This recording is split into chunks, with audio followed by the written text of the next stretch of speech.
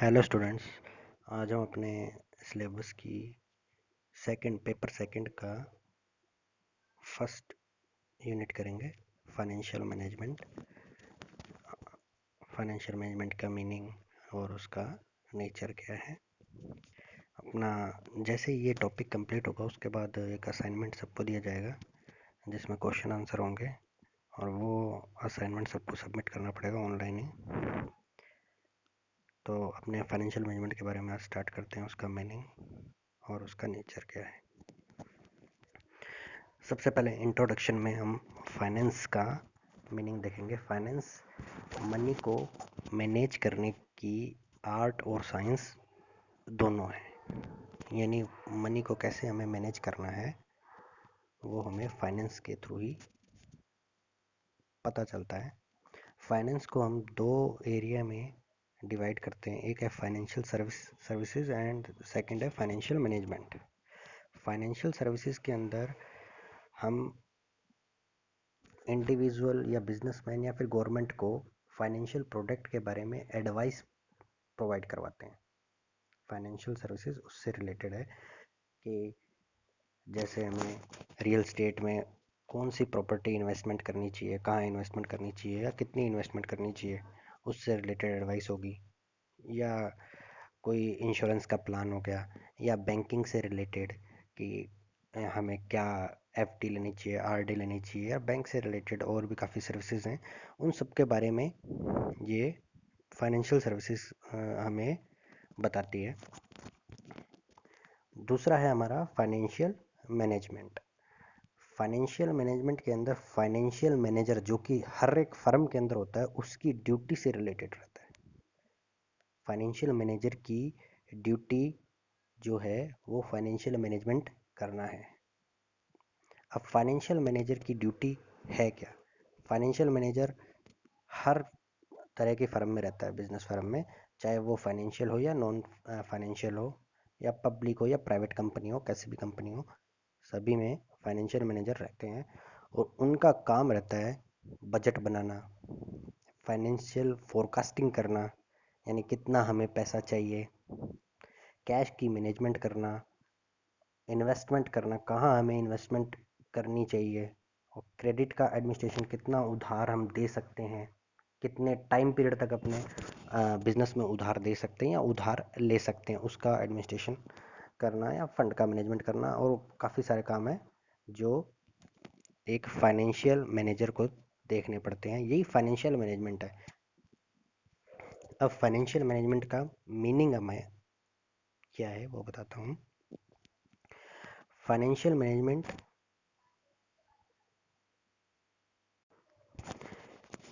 इसके मीनिंग में it means to plan and control the finance of the company. किसी company का finance जो है उसका प्लान करना कि कहाँ कहाँ से हमें फाइनेंस लेना है और कितना लेना है, और उसके अंदर कितनी इक्विटी होगी, कितना डेट रहेगा, ये सारा हमें फाइनेंशियल मैनेजमेंट के थ्रू डिसाइड करना है और फिर उसको कंट्रोल करना। ये क्यों किया जाता है? कंपनी के ऑब्जेक्टिव को फुलफिल करने के लिए। Financial management is concerned with raising financial resources. Financial resources मतलब में कि किस किस एरिया से हमको फाइनेंस लेना है, एंड देयर इफेक्टिव यूटिलाइजेशन, फिर उसका यूज़ हमें किस हिसाब से करना है। पैसे तो हमने रेज कर लिए, पैसे अपने कंपनी में आ गए, फिर उसके बाद उसका यूज़ किस हिसाब से करना है, और मेन ऑब्जेक्टिव उसका होना चाहिए कि हमें प्रॉफिट हो या ऑर्गेनाइजेशन का जो भी गोल हो वो फुलफिल हो, उस वे में उसका यूटिलाइजेशन करना। अब इसकी डेफिनेशन दी है हॉवर्ड्स एंड उपटन ने। Financial management is the application of the planning and control function of the finance function. यानी फाइनेंस फंक्शन का को कंट्रोल और प्लान करना ही फाइनेंशियल मैनेजमेंट माना जाता है।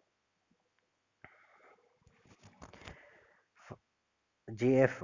ब्रैडली ने बोला है, financial management is the area of business management ये बिजनेस मैनेजमेंट का एक एरिया है devoted to the judicious use of capital and careful selection of sources of capital in order to enable a spending unit to move in the direction of reaching its goal।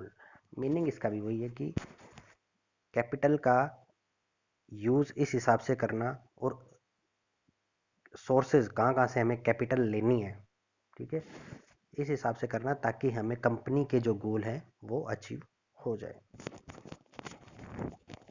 Conclusion में financial management deals with planning, organizing and controlling of financial activities like the procurement and utilization of funds, endeavors to reduce the cost of finance and ensures sufficient availability of funds। ये हमारा conclusion हो जाएगा financial management में।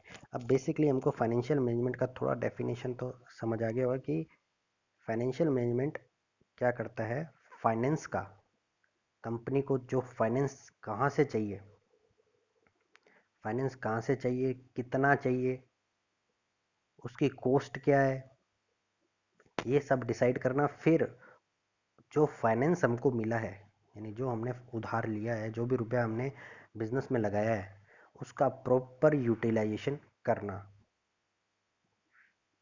Proper utilisation करना ताकि हमारे जो company के हैं जो भी गोल है वो अचीव हों। इस वे में उसका यूटिलाइजेशन करना, ये फाइनेंशियल मैनेजमेंट का सिंपल सा मीनिंग है। अब फाइनेंशियल मैनेजमेंट के फीचर्स या नेचर क्या है, क्या क्या इसका नेचर है, क्या इसके गुण हैं, वो हम देखते हैं। इसका जो नेचर है वो हम एक एग्जाम्पल के थ्रू करते हैं। ऐसे तो करेंगे तो रटाफिकेशन हो जाएगा अपना। तो अपने कोई एक एग्जाम्पल लेते हैं, कोई एक बिजनेस ओपन करते हैं, उसके अंदर फाइनेंशियल मैनेजमेंट क्या काम करता है वो अपने देखते हैं। तो अपने एक बिजनेस लेते हैं, एक रेस्टोरेंट या होटल का अपने बिजनेस ले लेते हैं, उसको मैंने ओपन करना है या कहीं बिजनेस सेटअप करना है। तो उसके अंदर फाइनेंशियल मैनेजमेंट का क्या रोल रहेगा वो अपने देखते हैं। तो सबसे पहले जो फर्स्ट पॉइंट है वो अपने लास्ट पे करेंगे। सेकंड पे आते हैं, determines financial needs. Financial needs क्या क्या हैं, यानी मैंने होटल का बिजनेस खोलना चाहता हूँ मैं, तो मुझे कितना अमाउंट चाहिए। फाइनेंशियल नीड्स मतलब में फाइनेंस कितना चाहिए, उधार कितना लेना है, या मेरे पास कैपिटल जो भी है कितनी कैपिटल मेरे को लगानी पड़ेगी उसके अंदर, ये फाइनेंशियल मैनेजमेंट के थ्रू पता चलेगा। और उसकी फंक्शनिंग किस हिसाब से करनी है, ठीक है, यानी मुझे कितना अमाउंट का फंड चाहिए एक होटल को ओपन करने के लिए, और किस हिसाब से उसकी फंक्शनिंग चाहिए। उस फंड के अंदर से मेरे को कितना शॉर्ट टर्म के लिए फंड चाहिए और कितना लॉन्ग टर्म के लिए फंड चाहिए होटल का बिजनेस ओपन करने के लिए, ये हमको फाइनेंशियल मैनेजमेंट के थ्रू पता चलेगा। Designs capital structure. अब कैपिटल स्ट्रक्चर क्या होता है, कैपिटल स्ट्रक्चर रहता है कि जो मेरी कैपिटल है, मैंने जो बिजनेस के अंदर कैपिटल लगाई है उसका स्ट्रक्चर किस हिसाब से है, मतलब कितनी कैपिटल इक्विटी शेयर होल्डर की है, कितनी डिबेंचर्स की है या डेट की है, यानी इक्विटी और डेट के अंदर क्या रेशो है, वो कैपिटल स्ट्रक्चर है। कितना पोर्शन आपका इक्विटी शेयर्स का है, कितना अपना डिबेंचर्स का है, या जो मैंने उधार लिया है उन सब का रेशो है, वो बताता है कैपिटल स्ट्रक्चर। तो ये भी फाइनेंशियल मैनेजमेंट के थ्रू ही हमको पता चलेगा कि कितना अमाउंट हमको इक्विटी में लेना है प्रपोर्शन उसका, और कितना डेट का लेना है, ताकि हमारी ओवरऑल जो कॉस्ट है वो कम हो सके। सेलेक्ट फाइनेंशियल या फाइनेंस सोर्सेज, थर्ड पॉइंट है। अब मैंने बिजनेस ओपन करना है, तो मैंने बिजनेस ओपन करना है, उसके लिए मुझे फाइनेंस के सोर्सेज कौन कौन से, कहाँ कहाँ से मुझे कैपिटल लेनी है।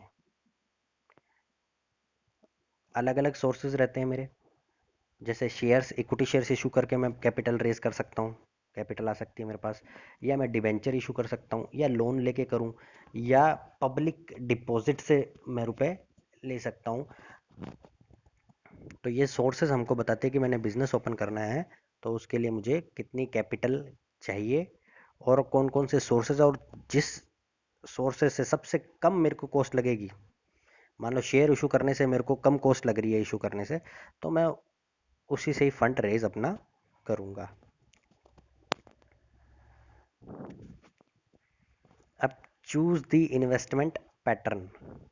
अब ये अपने को डिसाइड करना है कि मैंने होटल का बिजनेस तो ओपन किया है, करना है, पर बिजनेस इन्वेस्टमेंट कहाँ करनी है। इन्वेस्टमेंट मतलब में जो मेरी कैपिटल है, कैपिटल मैंने ऊपर रेज की है, जो फाइनेंशियल नीड्स अपने रिसोर्सेज से, जहाँ से मैंने कैपिटल, अब मेरे पास कैपिटल आ गई मान लिया प्लान के थ्रू, अब वो कैपिटल का मैं यूज़ कहाँ करूँगा, वो होता है इन्वेस्टमेंट। तो इन्वेस्टमेंट प्लान के अंदर मैं ये देखूंगा कि मैंने होटल की बिल्डिंग जो मैं बनाऊंगा तो वो मेरी क्या है, इन्वेस्टमेंट होगी। ठीक है, होटल का जो फर्नीचर है वो मेरी क्या है, इन्वेस्टमेंट होगी। क्यों इन्वेस्टमेंट मतलब में ऐसी कोई भी फिक्स एसेट्स होगी या कोई भी ऐसी एसेट्स जिस पे मैं एक्सपेंसेस करूं जो मेरे को लॉन्ग टर्म के अंदर क्या दे, प्रॉफिट दे, ईयर बाय ईयर मेरे को प्रॉफिट जनरेट करे, तो वो मेरा इन्वेस्टमेंट है। तो बिल्डिंग बिल्डिंग मेरी इन्वेस्टमेंट हुई। तो मुझे बिल्डिंग कहाँ बनानी चाहिए, एरिया डिसाइड करना। एरिया, या तो मैं मार्केट के अंदर अपनी बिल्डिंग बना सकता हूँ होटल की, या मैं बस स्टैंड, रेलवे स्टेशन, या कोई और जगह जहाँ पे सुटेबल लगे।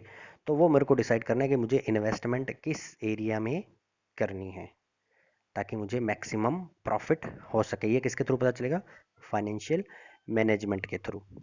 ठीक है, तो ये इन्वेस्टमेंट पैटर्न है कि अपने को कहाँ इन्वेस्टमेंट करनी है जिससे मुझे प्रॉफिट ज़्यादा हो सके। Manage financial resources.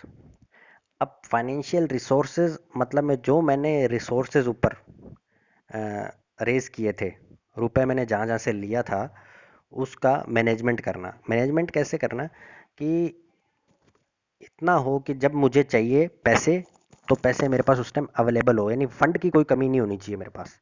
इस हिसाब से मैनेजमेंट करना है पैसों का, जो भी मैंने ऊपर फाइनेंस के थ्रू रेस किए हैं अपने होटल को बनाने के लिए। प्रॉपरली यूटिलाइज ऑल फंड्स, जितने भी फंड मैंने रेस किए हैं उन सब का यूटिलाइजेशन होना जरूरी है। मानो मैंने, मान के चलो, डिवेंचर लिए हैं 1 लाख के, लेकिन बिजनेस में यूज सिर्फ 50,000 के आ रहे हैं, तो मतलब प्रॉपर यूटिलाइजेशन नहीं हो रहा, 50,000 का यूटिलाइजेशन नहीं हो रहा। तो मुझे उन सब 50,000 है उनका भी यूज़ करना जरूरी है, ताकि वो भी इनकम जनरेट करेंगे ना मेरी। जैसे, और होटल के बिजनेस के अंदर मान के चलो मुझे मैन पावर की ज़रूरत है, काफ़ी सारे एम्प्लॉय रखने पड़ेंगे। अब एम्प्लॉय किस हिसाब से रखने हैं कि जितना काम होगा, मान के चलो काम 10 आदमी का है और मैंने रख लिया 15 आदमी, तो 5 आदमी का यूटिलाइजेशन नहीं हो रहा मेरा, तो मुझे उनको हटाना पड़ेगा। तो ये proper utilization of all funds, जितने भी फंड है मेरे पास, मैंने रेस किए हैं, जो भी मेरे पास रिसोर्सेज हैं, उनका बिजनेस के अंदर पूरा का पूरा यूज़ किस हिसाब से करना है, ये हमें फाइनेंशियल मैनेजमेंट के थ्रू पता चलेगा। Manage working capital. Working capital क्या होती है, वर्किंग कैपिटल रहती है जो हमें डे टू डे मेंटेनेंस के लिए पैसे पैसों की जरूरत पड़े, वो हमारी वर्किंग कैपिटल रहती है। अब होटल के बिजनेस के अंदर डे टू डे मेंटेनेंस के लिए क्या रुपए, कौन कौन से रुपए चाहिए, किस में रुपए लगेंगे, सब्जी लाना हो गया, ठीक है, खाना बनाने के लिए कुछ भी सामान है, उन सब के लिए हमारे पास रुपए होने चाहिए। गाड़ी के लिए, आने जाने के सामान लाने के लिए जो गाड़ी लग रही है, यानी जो डे बेसिस पे, डेली बेसिस पे हमारे खर्चे हो रहे हैं, मान बिजली का भी अपने ले सकते हैं उसके अंदर, कि उतना फंड मेरे पास रहना चाहिए। और अब ऐसा तो है नहीं मैं डेली बेसिस पे सब्जियां लेके आऊँगा, या कुछ ऐसी चीज़ें हैं जो मेरे को स्टॉक में रखनी पड़ेगी, तो इन्वेंटरी भी मेंटेन करनी पड़ेगी। तो ये सब चीज़ें मैनेज करने के लिए जो मुझे वर्किंग कैपिटल की ज़रूरत पड़ रही है, वो उसका मैनेजमेंट फाइनेंशियल मैनेजमेंट के थ्रू ही होगा, कि हमें कितनी कैपिटल अपने पास डे बेसिस पे रखनी ज़रूरी है, जो हर डेली बेसिस पे मेरे को रिक्वायरमेंट रहती है, फाइनेंशियल मैनेजमेंट के थ्रू पता चलेगा। Continuous function. फाइनेंशियल मैनेजमेंट क्या है, जब तक हमारा बिजनेस चलेगा, होटल चलेगा, तब तक फाइनेंशियल मैनेजमेंट स्टार्ट होगा। अब कंटिन्यूस प्रोसेस कैसे, अभी तो हमने होटल स्टार्ट ही नहीं किया, प्लान बनाना, कहाँ पे इन्वेस्टमेंट करनी है, कहाँ से रिसोर्सेज लेने हैं, फाइनेंशियल मैनेजमेंट तो बिजनेस स्टार्ट होने से पहले ही स्टार्ट हो गया, और ये तब तक चलेगा जब तक बिजनेस हमारा बंद नहीं हो जाता। तो ये कंटिन्यूस प्रोसेस है, कभी भी एंड नहीं हो सकती। जब हमारा बिजनेस एंड हो जाएगा, तब ये भी प्रोसेस एंड हो जाएगी। अब लास्ट हमारा डिविडेंड पॉलिसी है, set dividend policy. Financial management में जैसे मैंने होटल का बिजनेस लिया, लास्ट में मैंने सब कुछ इन्वेस्टमेंट कर दी, अपना कैपिटल अरेंज कर लिए, तो लास्ट में मेरे को हर मंथ या जो भी है प्रॉफिट होगा, ईयरली प्रॉफिट होगा, तो उसका मुझे क्या करना है। डिविडेंड पॉलिसी का मतलब ये रहता है कि जो आपका प्रॉफिट है उसके अंदर से कितना पोर्शन आप डिविडेंड के रूप में बाकी सब जो अपने एम्प्लॉई है उनको डिस्ट्रीब्यूट करते हैं। या सैलरी की बात नहीं कर रहा मैं, डिविडेंड यानी कि जो बोनस मान के चलो, ठीक है।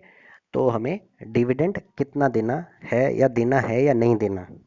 मान के चलो मेरे को 1 लाख का प्रॉफिट हुआ, तो 1 लाख के प्रॉफिट में से मुझे 20,000 रुपये, या तो अगर 20% डिविडेंड पॉलिसी है मेरी, तो मैं 20,000 रुपये सभी एम्प्लॉयज़ में बांट दूंगा।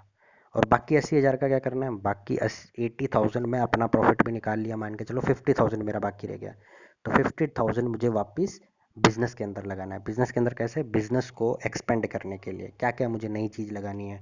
मान के चलो इन्वेस्टमेंट करनी है, मुझे एसी लगाना है, या फर्नीचर और अच्छा करना है, ठीक है, या कुछ सामान लाना है जो मेरे बिजनेस के लिए ज़रूरी है, जिससे मुझे क्या करे, इनकम जनरेट होए।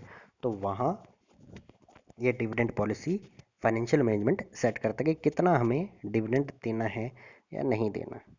तो ये हमारे फाइनेंशियल मैनेजमेंट के फीचर हैं। बाकी नेक्स्ट हम स्कोप अगले वीडियो में करेंगे।